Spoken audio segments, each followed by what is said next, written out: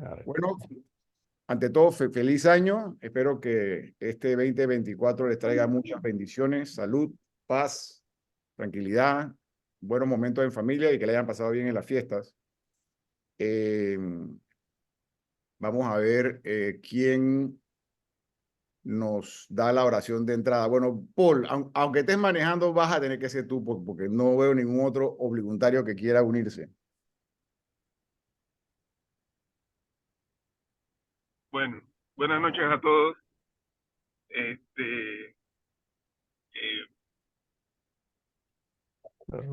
nombre del Padre, del Hijo, del Espíritu Santo. Amén. Señor Padre bueno, gracias por este nuevo año, por nuevas cosas que vienen por llegar. Gracias por tenernos aquí aprendiendo de tu palabra, aprendiendo de lo hermoso que es el camino que construiste para nosotros, para llegar a la deidad, como dice José Luis. Gracias le doy a todos por tener ese tiempo para Jesús, para su palabra. Amén. Amén.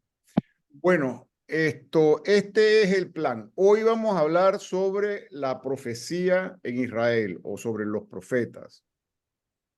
La semana que viene vamos a hablar sobre la sabiduría en Israel o lo que se llaman los libros sapienciales. Y la semana de más arriba que esa vamos a ver los salmos y hacemos un resumen del Antiguo Testamento porque ya entonces entraremos al Nuevo Testamento. Haciendo un resumen de lo que hemos visto hasta el momento, vimos el Pentateuco, que los judíos llaman la Torá, que son los 5 primeros libros, que va desde la creación hasta la muerte de Moisés en la entrada de la tierra prometida. Vimos también los libros históricos, 2 tradiciones históricas que están en la Biblia, de la historia deuteronomista, y para eso invitamos al rabino Gustavo de la Congregación Colcherita Israel, que nos dio una magistral charla sobre el Deuteronomio, en el cual pues están basados los libros de jueces, Samuel y Reyes. Y también vimos la historia cronista, que son los que están en los libros de las crónicas. De todas maneras pueden ver los capítulos anteriores para ponerse al día. Dimos una introducción a la Biblia al principio, muy importante, y en esa introducción a la Biblia vimos historia y geografía bíblica. Entonces, para un judío, lo más importante es la Torá, es la ley, mucho más importante que cualquier otro libro del Antiguo Testamento. Los 5 primeros libros, Génesis, Éxodo, Levítico, Número y Deuteronomio. Esos 5 primeros libros que llamamos nosotros el Pentateuco, y ellos le llaman la Torá o la ley. Son los libros más importantes. Para un cristiano, los libros más importantes del Antiguo Testamento son los libros proféticos. ¿Y por qué son los más importantes? Porque son los que nos apuntan hacia el Mesías. Son los libros que la comunidad primitiva de cristianos buscó una explicación de la muerte y de la resurrección del Señor que ya estaba anunciada en el Antiguo Testamento a través de los profetas. Entonces, hoy vamos a hablar de lo que es la profecía en Israel. Después vamos a hablar de la sabiduría en Israel. Y después hablaremos de los salmos y haremos haremos un resumen, preguntas, respuestas, para después entonces ya saltar al Nuevo Testamento. Yo había preparado la clase del día de hoy y dentro de eso, pues yo siempre me baso en personas que he conocido, ya sea personalmente o a través de videos, de libros, de medios y demás. Y no puedo dejar pasar una charla magistral sobre la profecía en Israel que dio el padre José Luis Sicre. José Luis Sicre fue uno de los primeros autores que yo leí ya que la Biblia con la que me comenzaron a enseñar a mí fue con la Biblia del Peregrino, que entiendo que fue la primera Biblia que se tradujo al español por Luis Alonso Choquel. Nosotros la conocemos en Latinoamérica como la Biblia de nuestro pueblo, una Biblia verde.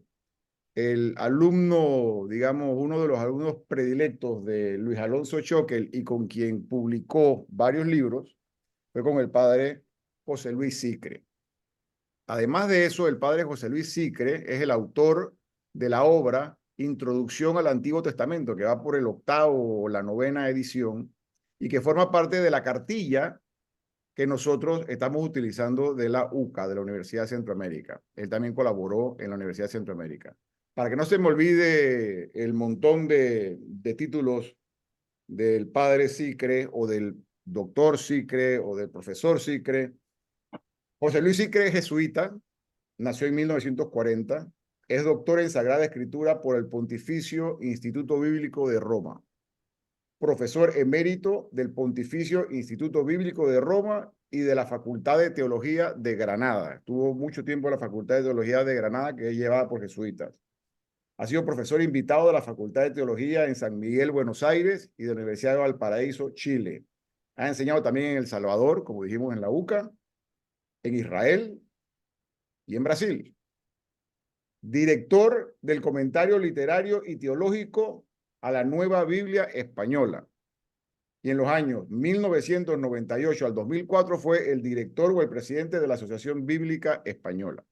Una persona que domina el hebreo, el arameo, el griego, koiné y el latín. Yo me topé con esta charla y dije, yo no puedo privarlos de oírla. Esta es una serie de 3 charlas que se dieron en Valladolid, donde se veía pues toda la historia del profetismo en el Oriente Medio, o sea, en lo que es pues la zona de la creciente fértil, la Mesopotamia, Egipto, etc. Este es el segundo día, ya que el primer día trata sobre el profetismo como un fenómeno, no es aislado de Israel. El segundo día se centra en los años dorados del profetismo en Israel, que es el que vamos a ver hoy, y el tercer día habla del profetismo en el Nuevo Testamento. Yo voy a mandarle los links para los que estén interesados en ver esos otros 2 capítulos. Pero bueno, para no demorarlos más, voy a presentarles al padre José Luis Sicre en el segundo día de exposición y después entonces pues abrimos a preguntas. Ayer veíamos que a los comienzos de la historia de Israel surgían en el pueblo una serie de personas muy distintas dedicadas a la adivinación de una forma o de otra. Había adivinos, adivinas, nigromantes, videntes, visionarios, hombres de Dios. Todos esos títulos se usan en la Biblia. Y que estas personas, sobre todo, había un grupo que era el de los Neviín, el Naví en singular, Neviín en plural, que estaban muy relacionados en el norte con la corte de Samaria y en el sur con el templo de Jerusalén. Hasta que aproximadamente en el siglo VIII a.C. la situación cambia por completo. O mejor dicho, se introduce un cambio fundamental. Y es que aparecen una serie de individuos que no quieren para nada recibir el título de Naví, que no quieren ser reconocidos como profetas. Ellos hablan en nombre de Dios y hacen en parte lo mismo que los anteriores, pero centrados especialmente en comunicar la palabra de Dios. La palabra de Dios, que ellos dicen que reciben de una forma especial y directa, a propósito de los temas más diversos, como pueden ser la política, la religión, la economía, la sociedad, etc. Bien, este grupo, que no quiere ser reconocido como profetas, terminaba siendo precisamente el que recibe en la Biblia el título de profeta. Es decir, que hoy día cuando hablemos la Biblia, en hebreo naturalmente, y vemos el título de Naví o los Nevín, normalmente se piensa en los grandes profetas. Y de este grupo especial es del que vamos a hablar hoy, intentando conocerlo más a fondo en su relación con Dios, en su vocación y en su experiencia. Y comenzamos con la vocación, pero tengo que hacer unas advertencias previas. En Israel los sacerdotes no lo son por vocación, sino por pertenencia a la tribu de Leví. Es decir, que no se podía dar en Israel eso de mi niño tiene vocación, no. Si su hijo era levita, obligatoriamente tenía vocación de levita, iba a participar en el culto. Pero si no era levita, de ninguna manera podía ser sacerdote ni estar relacionado con el culto. Eso va a plantear un problema enorme en el Nuevo Testamento cuando Jesús, que es de la tribu de Judá, no es levita, se ha reconocido como sumo sacerdote. Entonces la carta a los hebreos se va a plantear el problema y va a llegar a la conclusión, citando un salmo y una tradición del Génesis, de que Jesús es sacerdote según el orden de Melquisedec. Bueno, es una cosa, pero esto es importante. El sacerdote lo es por pertenencia a la tribu de Leví, no tiene una vocación especial de Dios. En el Nuevo Testamento la vocación es un estado. Se dice expresamente que cuando Jesús llama a los apóstoles, los llama para estar con él, es un estado. Y es una misión, anunciar el reino. En los profetas predomina la misión sin excluir una gran intimidad con Dios. Eso que en los discípulos de Jesús es el estar con Jesús, en los profetas del Antiguo Testamento sería el estar con Dios, pero ese aspecto no se formula tal como lo estoy diciendo o como se formula en los evangelios, pero se supone. Y lo fundamental es la misión. Los relatos de vocación nos hacen conocer no solo al profeta, sino también a Dios. Y esto es una cosa muy interesante y me van a permitir que haga un inciso, porque lo mismísimo ocurre en el Nuevo Testamento, en el Evangelio de Juan. Cuando Juan cuenta la vocación de los primeros discípulos, lo interesante no es que haya una serie de individuos, Pedro, Andrés, Juan, Santiago, Felipe, Natanael, que siguen a Jesús. Eso es importante. Pero lo interesante es que cada cual va aportando su imagen de Jesús. Y uno dice, hemos encontrado a aquel del que hablaron Moisés en la ley y los profetas. Otros dicen que es el hijo de Nazaret, el hijo de José, etc. Cada cual va dando su aspecto y al final se compone ese mosaico de la persona de Jesús. Pues igual en el Antiguo Testamento, cuando veamos la vocación de los profetas, nos ayudará también a conocer a Dios. Hay 4 formas de vocación en el Antiguo Testamento en relación con los profetas. Está la vocación que comienza por un encuentro con Dios. El caso de Samuel, que de niño está allí en el templo y Dios lo llama Samuel, Samuel, etc., ¿no? El caso de Amós, Isaías, Jeremías, Ezequiel, que veremos ahora con más detalle, estos 3 últimos. Está la vocación que comienza por una intervención divina a través de la palabra, la visión o el espíritu. Es decir, no es que haya una relación con Dios como la que vamos a ver ahora, sino que hay una intervención de Dios porque habla o porque hay una visión, un espíritu. El caso de Oseas nota que Dios le habla, el caso de Joel, etc. O el profeta de Isaías 61, que dice, el Espíritu del Señor está sobre mí porque me ha ungido. Tercer lugar, tenemos la vocación que comienza por el contacto con un profeta. El caso de Eliseo es clarísimo. Elías recibe de Dios la misión de llamar a Eliseo como sucesor suyo. Y entonces Eliseo está en el campo con su yunta de bueyes, no piensa para nada dedicarse a la profecía, pero Elías lo llama y lo sigue. Está en cuarto lugar la vocación que comienza por un impulso misterioso, que es la inmensa mayoría de los casos. Es decir, que de pronto el individuo dice, Dios me llama. Esto, fíjense, sobre todo, los 2 últimos casos son los más frecuentes y los que se dan también entre nosotros. El que una persona diga, voy a contar mi caso. A mí se me ocurrió decirle a mi madre con 12 años que quería ser jesuita. ¿Pero por qué? Yo tenía un tío jesuita y por eso quizás se me ocurriría pensar en ser jesuita. No sé, aunque desde luego mi tío no lo conocía yo todavía, ¿no? O sea que eso no fue un contacto directo, pero pudo influir. Mucha gente, sin embargo, en el colegio han conocido a un sacerdote, un religioso, una religiosa, y eso le ha hecho pensar en la vocación. O en el cuarto caso también se dan casos actualmente, y no tienen nada de raro, aunque sean misteriosos, de una persona que dice, yo tengo vocación, Dios me llama a algo. Bien. Bien, pues la vocación de Isaías, vamos a ver ahora los distintos relatos, está contada en el capítulo 6 del libro, no en el capítulo 1, esto es muy curioso, está en el capítulo 6, y consta de las siguientes partes. Una visión, en los versículos 1 al 4, la purificación del profeta y la misión. Y entonces empieza con la visión inicial. El año de la muerte del rey Osías, vi al Señor sentado sobre un trono alto y excelso, la orla de su manto llenaba el templo. Fíjense, en primer lugar, el interés por datar expresamente el acontecimiento. El año de la muerte del rey Osías es el año 739, 740, porque no coinciden exactamente con nuestra numeración. Y entonces dice, vi al Señor sentado sobre un trono alto y excelso, la orla de su manto llenaba el templo. Con esto quiere dar a entender Isaías la grandeza de Dios, porque hay una teología muy difundida, casi oficial, de que Dios habita en el templo de Jerusalén. Aunque Dios está en el cielo, pero también hay una mentalidad de que Dios habita en el templo.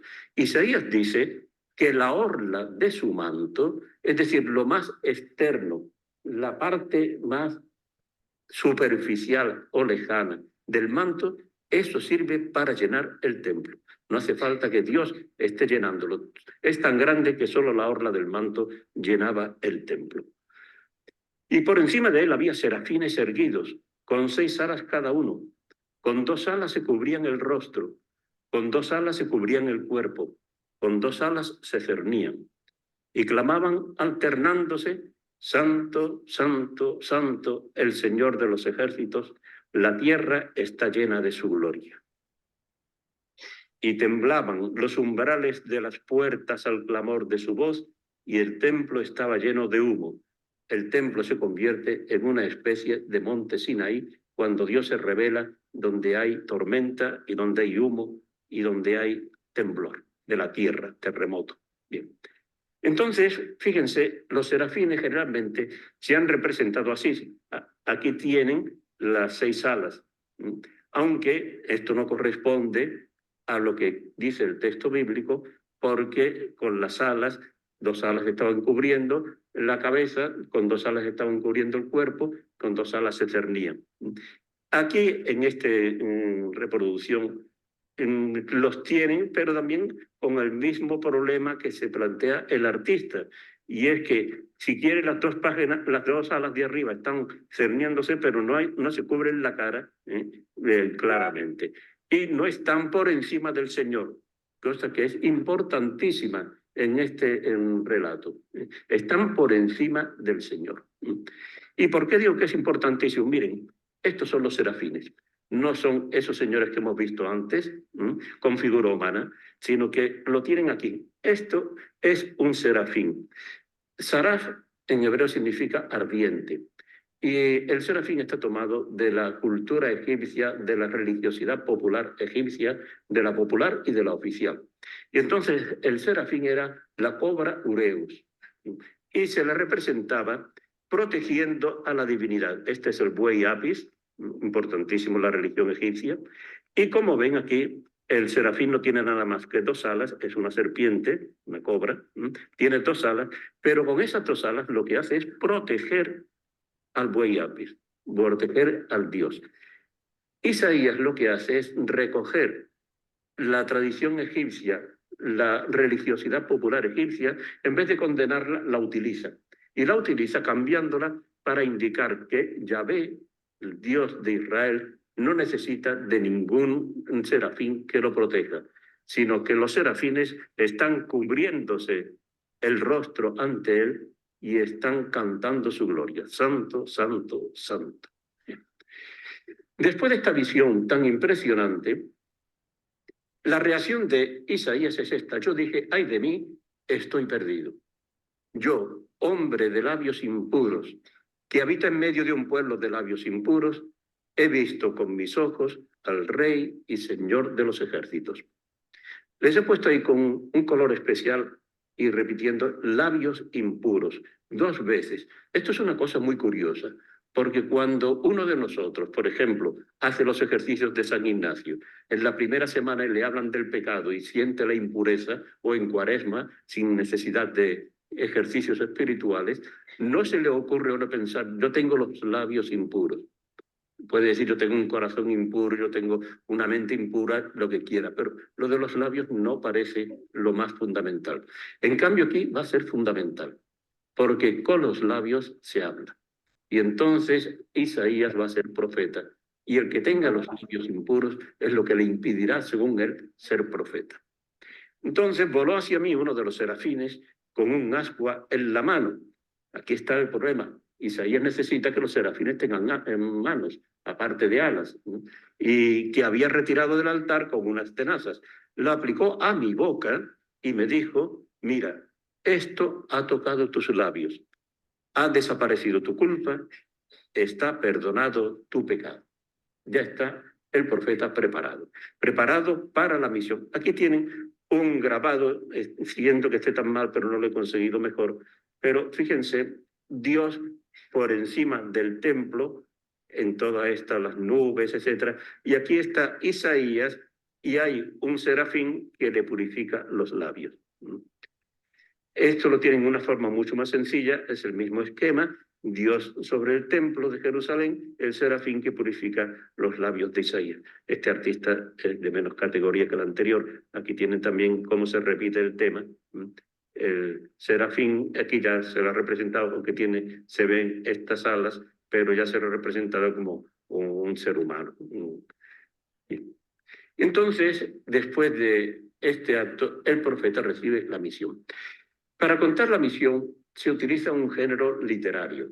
Es decir, cuando se hable de un tema en la Biblia y en nuestra cultura, etcétera, siempre se utiliza un género determinado. Un notario utiliza un género, un abogado utiliza un género, un médico al rellenar una receta utiliza un género, cada cual a su aire. Pues aquí, cuando se trata de una misión en el Antiguo Oriente, había un esquema habitual de misión que tiene los siguientes elementos. En primer lugar, pregunta del presidente de la asamblea. La asamblea es una asamblea divina.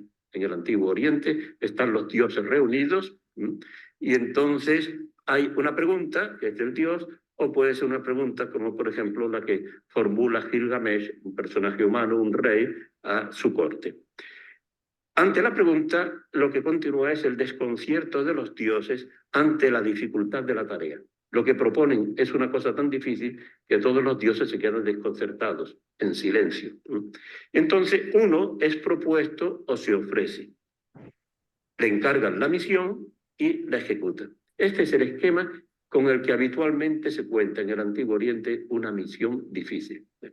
En el caso de Isaías, en Isaías 6, se omiten los puntos B y E, es decir, se omite el desconcierto de los dioses, porque Yahvé no tiene una corte de dioses, él es único, entonces no hay desconcierto de los dioses.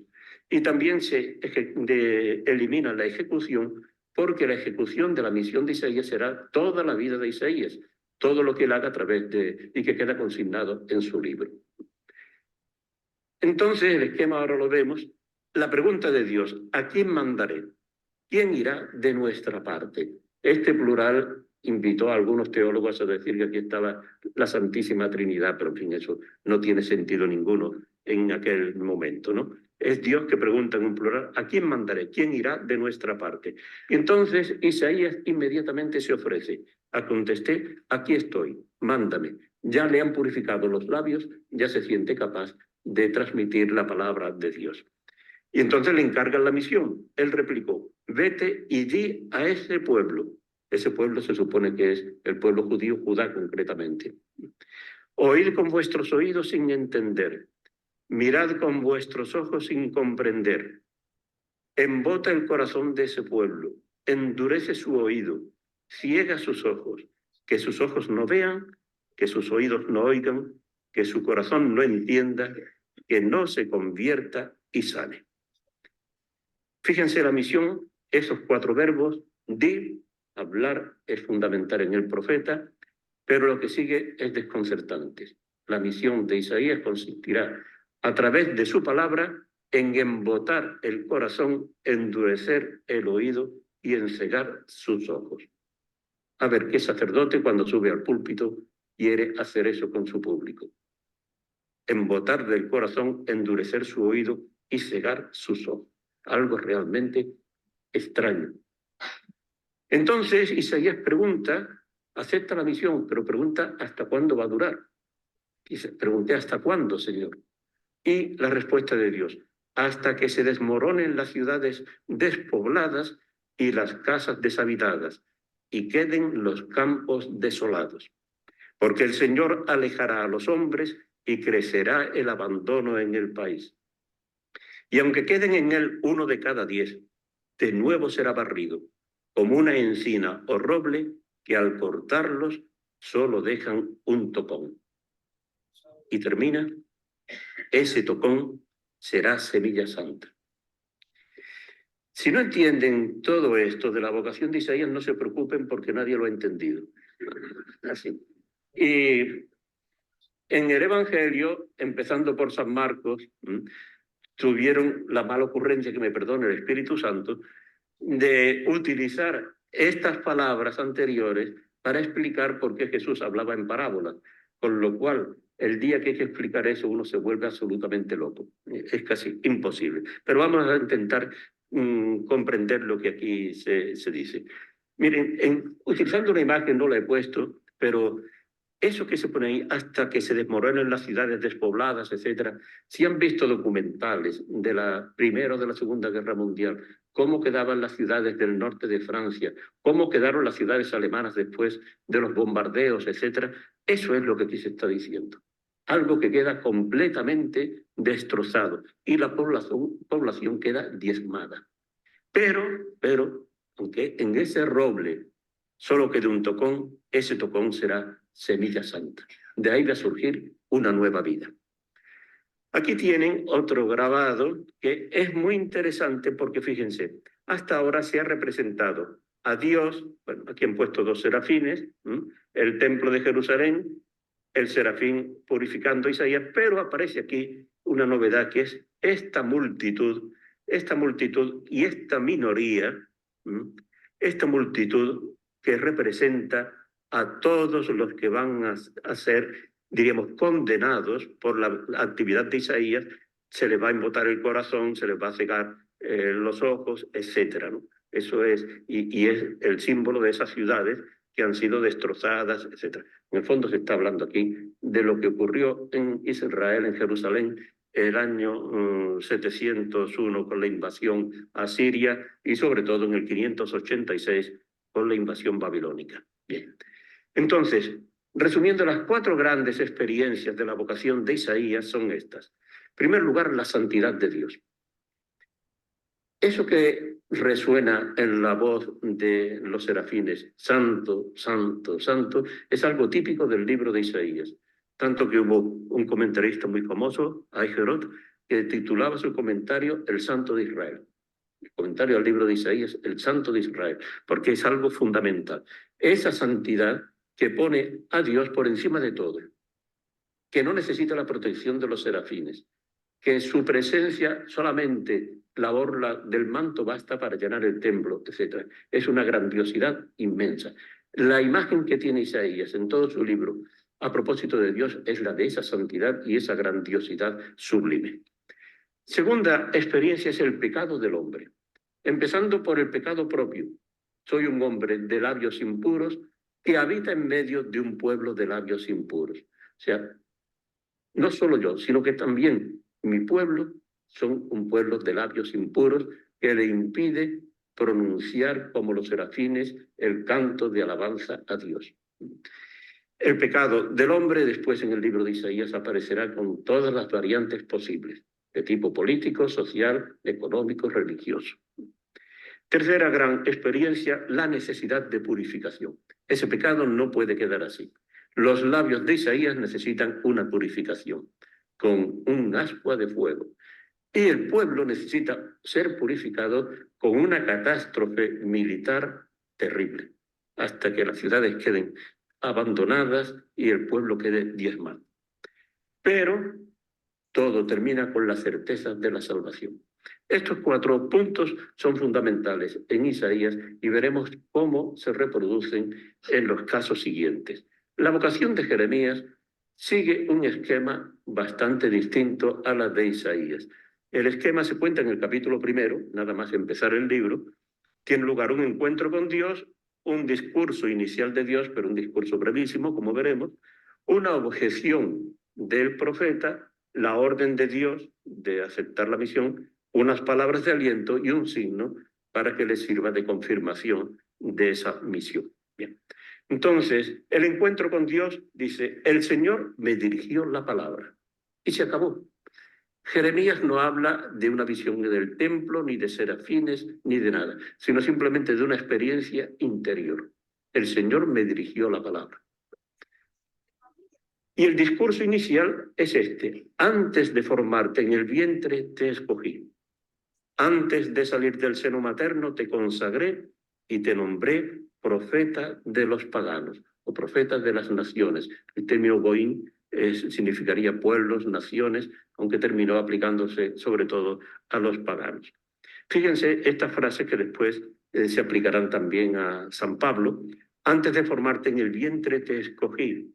Antes de salir del seno materno te consagré. Es decir, hay una intimidad entre el profeta y Dios enorme, pero esa intimidad tiene Dios la iniciativa.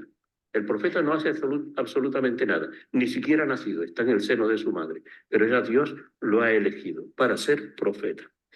Entonces, cuando Jeremías oye que lo nombran profeta de los paganos, se echa a temblar y dice: ay, Señor mío, mira que no sé hablar, que soy un muchacho. Son las 2 objeciones principales. En primer lugar, que no sabe hablar. El profeta tiene como misión transmitir la palabra de Dios.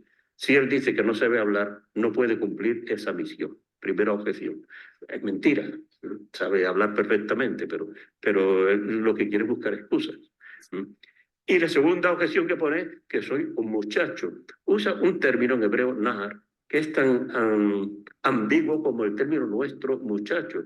Porque un muchacho puede ser, lo aplicamos a un muchacho de 15 o 16 años y lo podemos aplicar a una persona de 40 o 50, es un muchacho, y ese muchacho está ya bastante salido de muchacho, ¿no? Como diría San Ignacio. Bien, pero es lo que quiere decir, en la sociedad en la que yo vivo, el nájar, el muchacho, se diferencia del saquén, del barbudo o del barbado. O una persona que tiene barba se le respeta en la sociedad de su tiempo. Un muchacho que todavía no tiene barba, no se le respeta. Y entonces Jeremías aduce estos 2 argumentos: no sé hablar y además socialmente soy una persona sin importancia. No tenía ganas de ser profeta y aduce ese argumento. El problema es que a Dios le trae sin cuidado los argumentos y las objeciones, ¿no? Y el Señor me contestó. ¿Qué le contestará el Señor? Se podía aquí ahora ya hacer una... No digas que eres un muchacho, que a donde yo te envíe irás, lo que yo te mande lo dirás. Aquí tienen los 2 verbos claves de la existencia o de la vocación profética. El verbo enviar, Dios envía, y el profeta marcha, irás. Y el profeta, el Dios que manda decir algo y el profeta lo dice.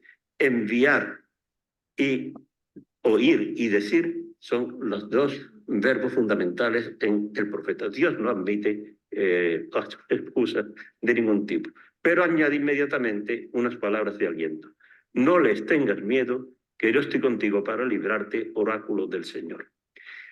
Dios capta perfectamente cuál es el problema de Jeremías. El problema no es que no sepa hablar, ni el problema es que sea un muchacho, el problema es que tiene miedo, lo cual es lógico porque la situación, la época en la que vive Jeremías es una época terrible. Yo cuando he tenido que hablar de esta época he utilizado el título de una obra de teatro famosísima, Viajes de un largo día hacia la noche, porque esa es la época de Jeremías, un largo viaje hacia la noche que termina en el destierro de Babilonia. Entonces es lógico que tenga miedo, ¿no? Pero Dios lo tranquiliza: yo estoy contigo para librarte, y le da esta señal. El Señor extendió la mano, no es un serafín, el que va a tocar los labios con un ascua de fuego, sino que extendió la mano, me tocó la boca y me dijo, mira, yo pongo mis palabras en tu boca, hoy te establezco sobre pueblos y reyes para arrancar y arrasar, destruir y demoler, edificar y plantar. Si comparamos esta vocación de Jeremías con la de Isaías, advertimos lo siguiente. Con respecto a Dios, Dios no aparece como el rey soberano, que aparecía en Isaías, en su corte, sino como un ser cercano, íntimamente unido a Jeremías, al que promete su compañía. Yo estaré contigo para librarte, pero no acepta objeciones. Un Dios que se siente responsable, no solo del propio pueblo, sino también de las demás naciones.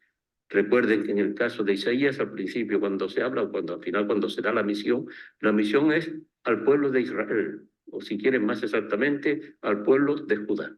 Aquí, en cambio, ya desde el primer momento se dice que va a ser un profeta de las naciones. Jeremías no tiene conciencia de pecado. No es como Isaías, tengo labios impuros, no. No siente tener labios impuros, siente deber hablar. Eso es lo que siente, tengo que hablar, que no le gusta nada, ¿no? No se ofrece voluntariamente como Isaías, aquí estoy, mándame, sino que se resiste.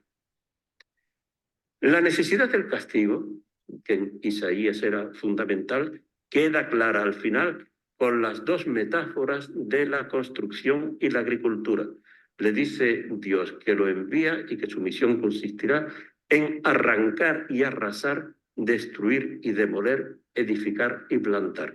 Fíjense que estas metáforas, arrancar y arrasar, se refieren a arrancar al mundo de la agricultura, se arrancan las plantas malas o se arrancan árboles, etc. Arrasar es del mundo de la construcción, destruir y demoler también del mundo de la construcción. Pero la certeza de la salvación se refleja en la misión de edificar y plantar. Lo mismo que teníamos la metáfora de arrasar, aquí tenemos edificar. Teníamos arrancar y aquí tenemos plantar. Lo cual es muy interesante. Cuando se habla del profetismo, hubo sobre todo una época, hace años, donde se subrayaba especialmente el aspecto del profeta como individuo que condena todo, que amenaza en nombre de Dios, que castiga, etc. Todo lo critica. Y no tenía un mensaje de esperanza. Y sin embargo, en la vocación de Jeremías queda muy claro que el profeta tiene la doble misión, tanto de criticar, de demoler, de arrancar, como la misión definitiva de edificar y plantar. Las dos cosas son fundamentales y nadie puede decir que el verdadero profeta es solamente el que va arrasando y arrancando y destruyendo. Pasamos a la visión y vocación de Ezequiel. Bien, esto es un caso ya exagerado porque lo que decimos de que cada uno es hijo de su padre y de su madre, eso también ocurre en el Antiguo Testamento con los profetas.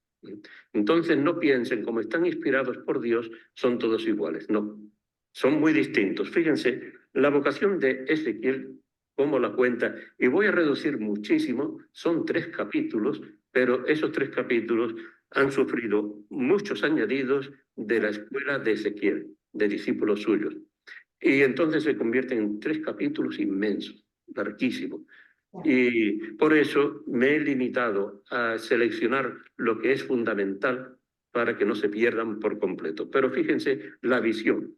La visión decía Isaías que vio al Señor en el templo, encima del templo, etc. Bueno, no decía más. Aquí empieza. El año 30, quinto de la deportación del rey Jeconías. El día 5 del mes cuarto, hallándome entre los deportados a orillas del río Quebar, se abrieron los cielos y contemplé una visión divina. Hasta aquí coincide con Isaías en la datación exacta, incluso mucho más exacta, del acontecimiento, porque habla del año quinto de la deportación de Jeconías, que esto sería el año 590 y Jeconías deportado el 598, 593 aproximadamente. el día 5 del mes cuarto. Y entonces en la orilla del río Quebar. Aquí tienen un mapa, fíjense, dice, se trata del río Quebar, porque es que no lo ha identificado nadie todavía. Aquí tienen el Tigris y aquí tienen el Éufrates. Y aquí está Irak actualmente, aquí está Siria. O sea que ya con eso se sitúan. Y este es posiblemente el río Quebar, que es un afluente del Éufrates. Lo importante es que Ezequiel tiene la vocación en territorio pagano, donde teóricamente Dios no puede revelarse. Dios, según la teología un poco corta de miras de algunas personas, Dios es el Señor del universo, pero está tan vinculado al pueblo de Israel que Él no se manifiesta fuera de Israel. Y aquí, sin embargo, se manifiesta en el destierro en Babilonia. Y vi que venía del norte un viento huracanado, una gran nube y un zigzagueo de relámpagos. Lo mismo que quería insistir Isaías, pero con una imagen muy distinta, una tormenta tremenda, ¿no? En medio de estos aparecía la figura de 4 seres vivientes, tenían forma humana y 4 alas cada uno.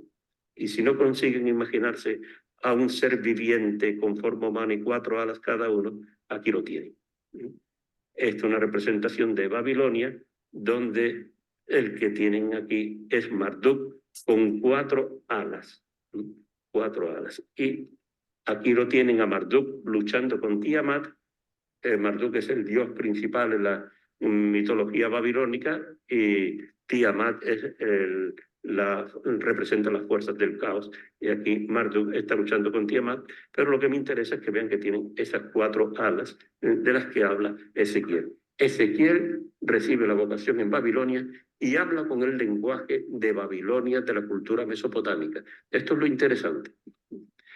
Entonces, después de esto dice que sobre la cabeza de esos seres vivientes había una especie de plataforma brillante como el cristal. Y por encima de la plataforma había una especie de zafiro en forma de trono. Los discípulos de Ezequiel, aunque dije que no iba a poner todo lo suyo, pero sí quiero dar este dato, completaron posteriormente la descripción de los seres añadiendo lo siguiente. Dicen que tenían 4 caras cada uno. Y en el versículo 10 se dice expresamente que las caras eran de hombre, león, toro y águila. Y esto me imagino que ya le suena a algo de arte. Los pies eran como zampas y tenían manos humanas. Junto a ellos había ruedas.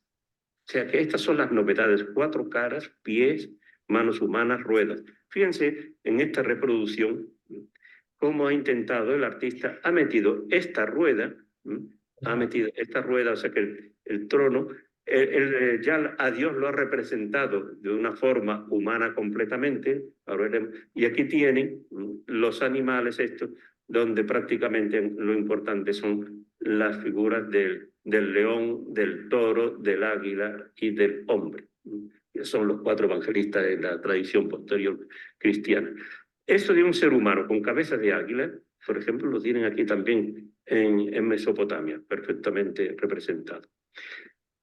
Probablemente los discípulos de Ezequiel, quizá en el mismo Ezequiel, lo que influyeron eran los que llamamos los lamasus, o mejor dicho, lo que llamaban los babilonios los lamasus, que eran una divinidad protectora. Volvemos al tema de los serafines que protegían al buey Apis, ¿no? Una divinidad protectora, un ser legendario, principalmente de la mitología asiria, que posee cuerpo de toro o león, alas de águila y cabeza de hombre. Miren, aquí los tienen muy claramente. Un cuerpo de toro con alas de águila y cabeza de hombre. Esto cualquiera que haya estudiado arte asirio o babilónico le resulta conocido. Esto es de Egipto, sin embargo, para que vean que el tema está muy difundido. Aquí tenemos este animal que podría ser un león, pero vamos, un león muy especial, no sé, está muy estilizado todo esto. Tiene las alas y tiene cabeza humana.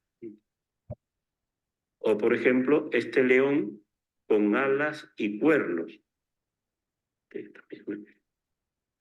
Y esta tradición nos conserva entre nosotros con el león alado de San Marcos, en Venecia, su patrono, ¿no? Pues el león alado. Bien, pues después de todo esto, encima de todo esto, en ese zafiro que tiene forma de trono había una figura humana. Antes han visto una representación de Dios como un ser humano, pero fíjense cómo lo describe aquí. Sobre esta especie de trono sobresalía una figura que parecía un hombre, un hombre. Y vi un brillo como de electro de lo que parecía su cintura para arriba. Y de lo que parecía su cintura para abajo, vi algo así como fuego. Estaba nimbado de resplandor. El resplandor que lo nimbaba era como el arco que aparece en las nubes cuando llueve, el arco iris. Entonces, no se puede describir esta figura, que es Dios naturalmente, no se puede describir. Lo que se quiere subrayar ni siquiera es el resplandor, la luz inmensa como fuego, como el electro, etc. Y termina diciendo, era la apariencia visible de la gloria del Señor. Dios, Yahvé, se manifiesta en orillas del río Quebar, en tierra pagana. Allí también se manifiesta la gloria del Señor. Pero fíjense qué descripción tan complicada ha utilizado Ezequiel. Comenzando por abajo, 4 seres vivientes. Sobre su cabeza, una especie de plataforma, en la que se asienta un zafiro en forma de trono, en el que se supone sentado una figura que parecía un hombre.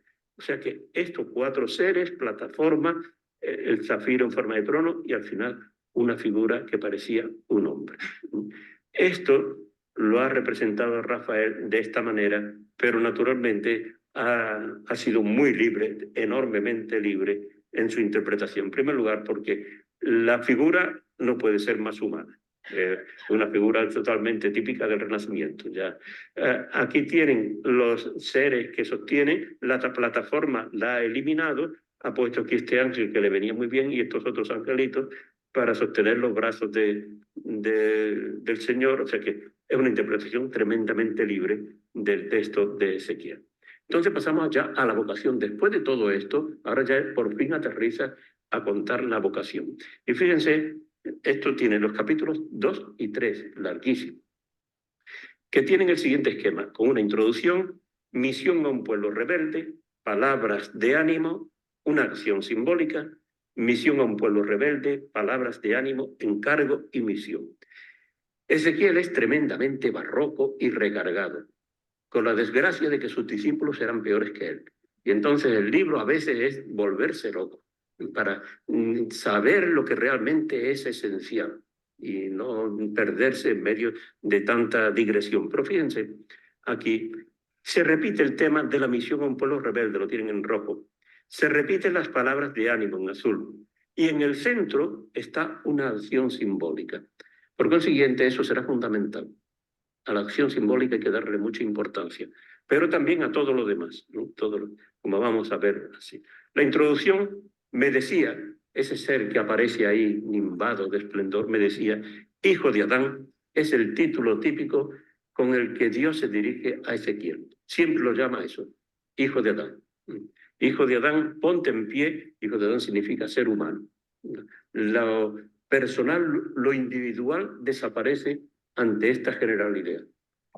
Hijo de Adán, ponte en pie que voy a hablarte. Penetró en mí el espíritu mientras me estaba hablando y me levantó en pie y oí al que me hablaba.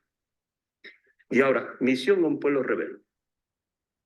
Me decía, hijo de Adán, yo te envío a Israel, pueblo rebelde. Se rebelaron contra mí ellos y sus padres. Se sublevaron contra mí hasta el día de hoy. Les dirás, esto dice el Señor. Esto dice el Señor es lo que se conoce como la fórmula del mensajero. Y son las palabras que generalmente usan los profetas cuando hablan. El profeta cuando pronuncia un oráculo, una intervención, siempre comienza diciendo, así dice el Señor, esto dice el Señor. Para dejar claro que el que habla no es él, no expongo yo mi opinión, sino que estoy transmitiendo la palabra del Señor.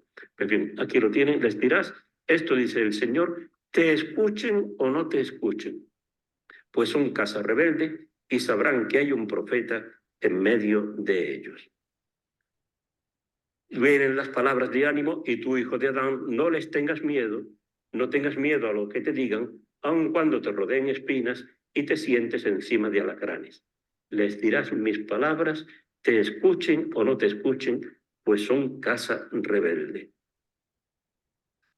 Y entonces comienza la acción simbólica. Y tú, hijo de Adán, oye lo que te digo. No seas rebelde como la casa rebelde. Siempre el tema de casa rebelde está en rojo para que se advierta la cantidad de veces que se repite. Abre la boca y come lo que te doy. Y vi entonces una mano extendida hacia mí con un rollo. Lo desenrolló ante mí. Estaba escrito en el anverso y en el reverso. Tenía escritas elegías, lamentos y ayes. El mensaje no es nada halagüeño.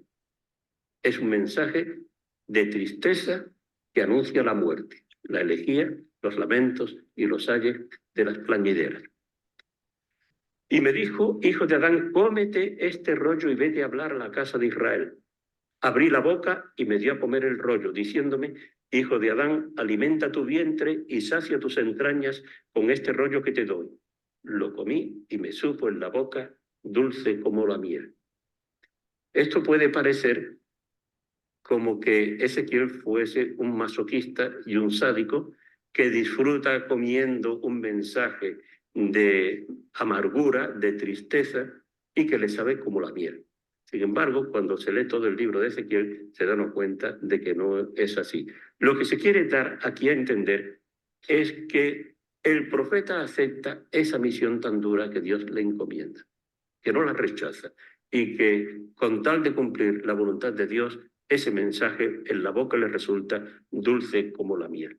Y se repite la misión a un pueblo rebelde. Y me dijo, hijo de Adán, anda, vete a la casa de Israel, etcétera, ¿no?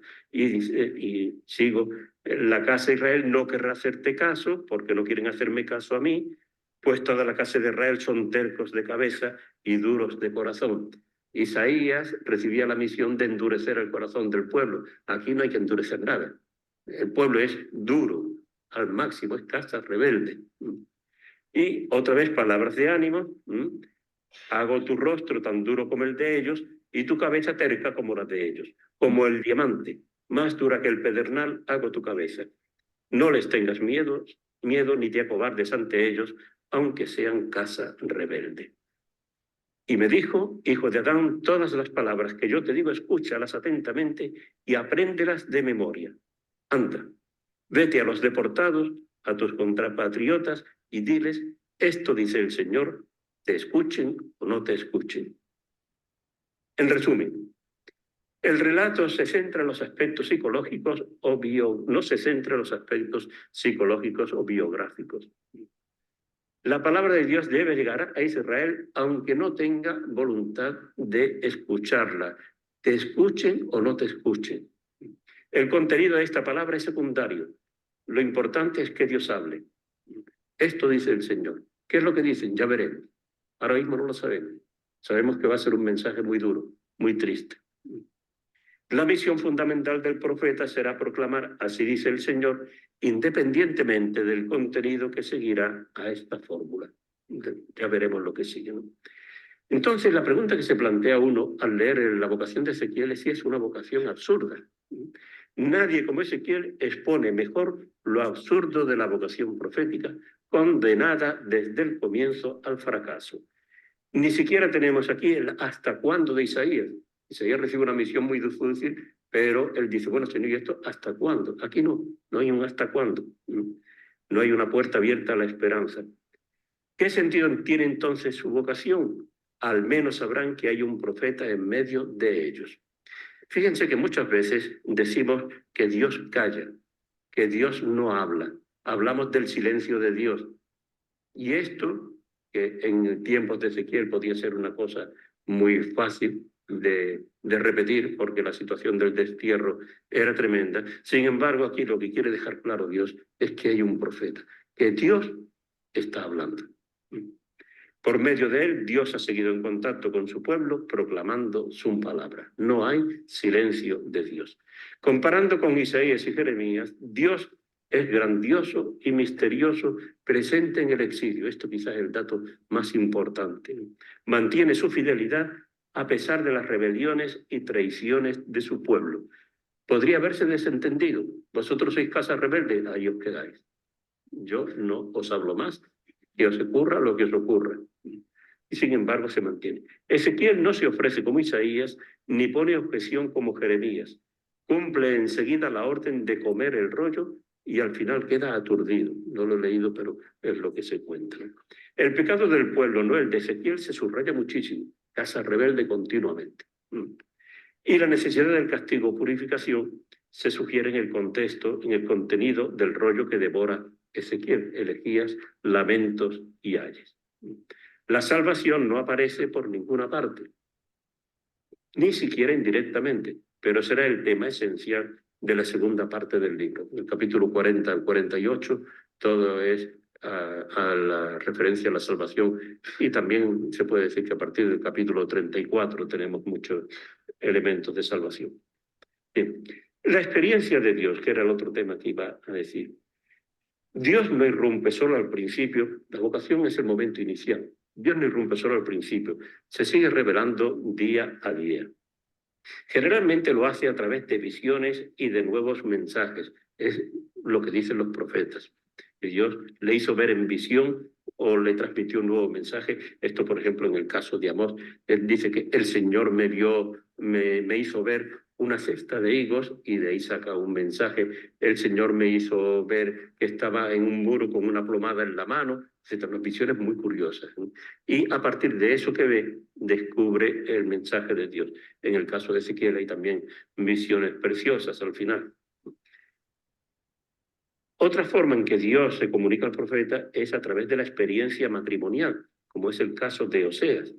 Es de ahí donde él descubre a su mujer que le ha traicionado, y entonces a partir de ahí descubre él la relación de Dios con su pueblo. El pueblo es como la esposa que ha traicionado a su esposo Dios, pero Dios la perdona y la busca. Y sobre todo Dios se revela a través de la vida diaria. Y esto es algo muy importante, porque no debemos imaginar al profeta recibiendo siempre una comunicación especialísima de Dios.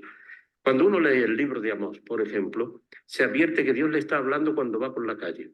Por ejemplo, va al mercado. Va al mercado y se encuentra con que hay unas mujeres allí comprando. ¿Qué es lo que están comprando? Trigo, no. El salvado del trigo, porque son tan pobres que no pueden ni siquiera comprar trigo. Va a otro sitio un poco más adelante y se encuentra a un muchacho que lo están vendiendo como esclavo. Están comerciando con él. Entonces, a través de la vida diaria, de todo eso, el profeta está recibiendo la palabra de Dios. Es decir, que la visión no tiene que ser una visión de esta rarísima, sino que puede ser lo que vamos por la calle, lo que podemos ver por la calle, y que muchas veces no queremos ver o pasamos de largo. Y el profeta, sin embargo, presta atención a eso que ve y saca las consecuencias. Voy a añadir 3 rasgos esenciales del profeta para aclarar un poco estos personajes. En primer lugar, es una persona inspirada. El profeta no acude a archivos y documentos como los historiadores de Israel, ni se basa en la experiencia humana como los sabios, los autores de los libros de Job, Eclesiastés, Eclesiástico, Sabiduría. Esos acuden a la experiencia general, la experiencia humana. El profeta no. El profeta no se basa ni en archivos ni en la experiencia humana general.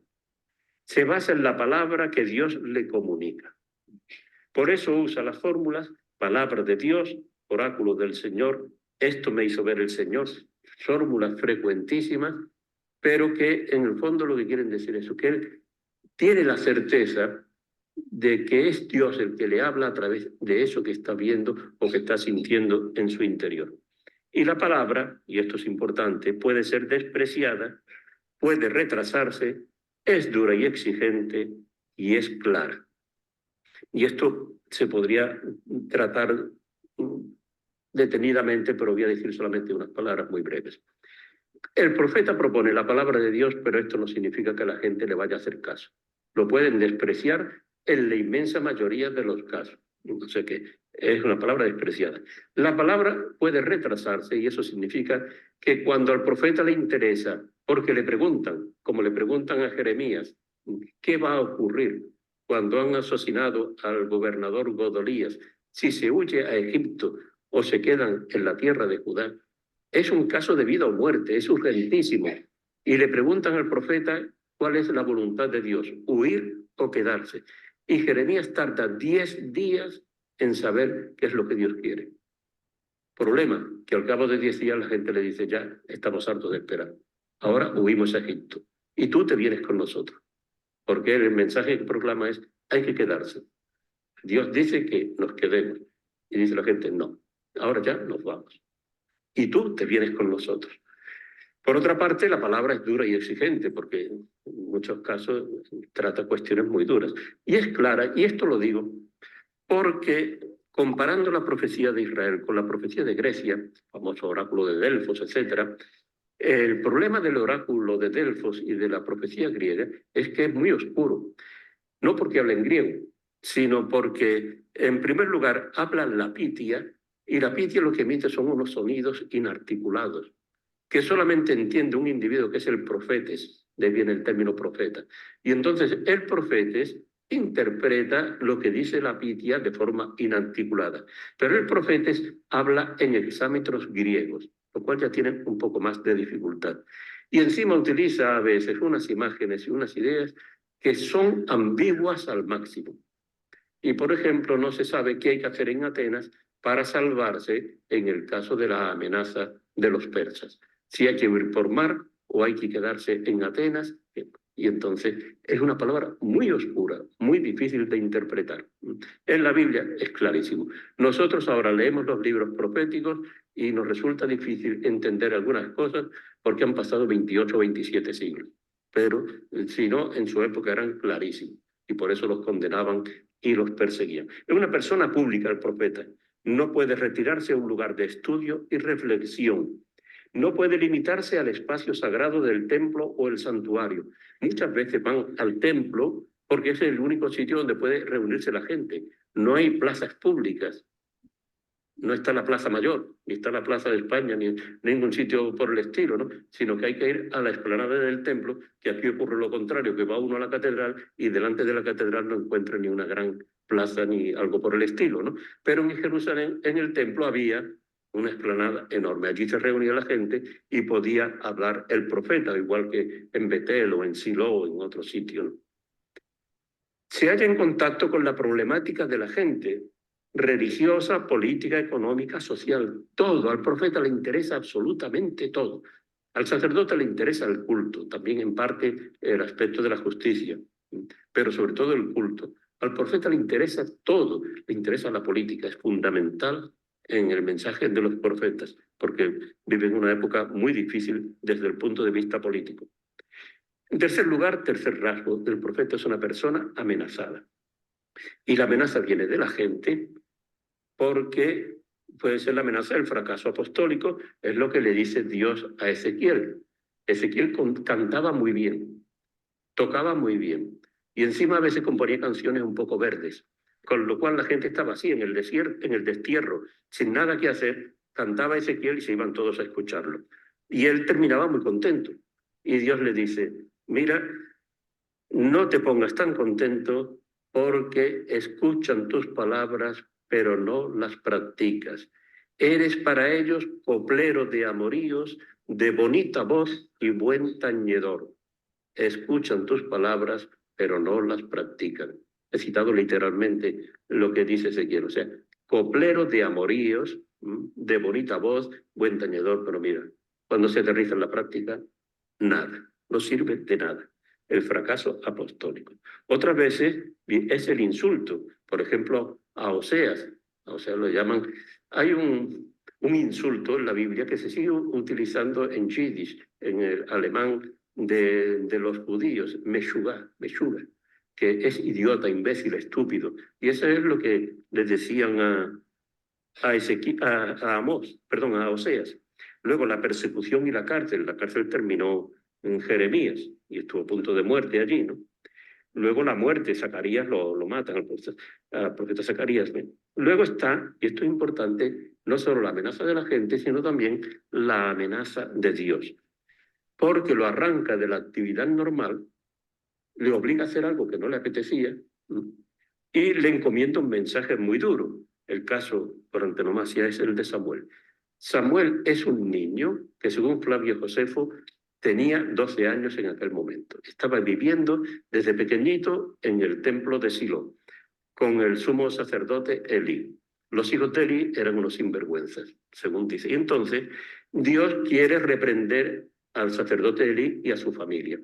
Pero en vez de decírselo directamente al sacerdote Elí, resulta que por la noche despierta al niño, a Samuel. Samuel no tiene ni idea de qué es eso, ¿no? Y entonces cuando oye Samuel, Samuel, pues va corriendo al sacerdote Elí. No, hijo mío, yo no te he llamado, vuelve, se acuestas otra vez Samuel, Samuel, hasta que ya por fin a la tercera le dice el sacerdote, mira, cuando oiga Samuel, Samuel, habla Señor, que tu siervo escucha. Y entonces Dios les revela que va a castigar durísimamente a la familia de Elí y al mismo Elí. Bueno, y uno se pregunta, bueno, termina la historia diciendo que a la mañana siguiente se levantó Samuel a abrir las puertas del santuario y no se atrevía a decirle a Elí el mensaje que Dios le había comunicado. Pero Elí se olió un poco, se olió lo que iba a ocurrir, le dijo, ¿qué te ha dicho el Señor, hijo mío? No me lo ocultes. Y entonces se lo cuenta. La pregunta que uno se hace, bueno, ¿y Dios no le podía haber despertado esa noche al sacerdote Elí y decirle directamente lo que quería? Tiene que despertar a un niño y transmitirle un mensaje que a la mañana siguiente le da miedo comunicar. O sea que aquí está muy bien reflejado en esta historia la amenaza que Dios significa para el profeta. Y a veces lo obliga a poner toda la vida a su servicio, como en el caso de Ezequiel cuando se muere su mujer, que los judíos en eso eran como los gitanos, tenían que hacer un ritual de llanto, de dolor terrible, y le prohíbe Dios por completo hacer el más mínimo gesto de duelo. ¿Por qué? Porque va a llegar un momento en que los israelitas, los judíos, vayan a perder a Jerusalén, que es la niña de sus ojos, y no van a tener tiempo de lamentarse y de llorar, porque tendrán que ir al destierro. Termino con esto ya muy rápidamente. La profecía como don de Dios rompe todas las barreras. La barrera de género, porque tenemos profetisas como Débora y Hulda. La barrera de la edad, porque hay jóvenes y ancianos. De cultura, porque hay gente muy culta y gente muy ignorante. Y de clases sociales, porque los hay ricos y campesinos. Y de carácter religioso, porque no hace falta ser sacerdote para ser profeta. Incluso la mayoría de los profetas no son sacerdotes, no tienen una connotación religiosa. Muy bien, pues si quieren hacer alguna pregunta, pueden hacerla.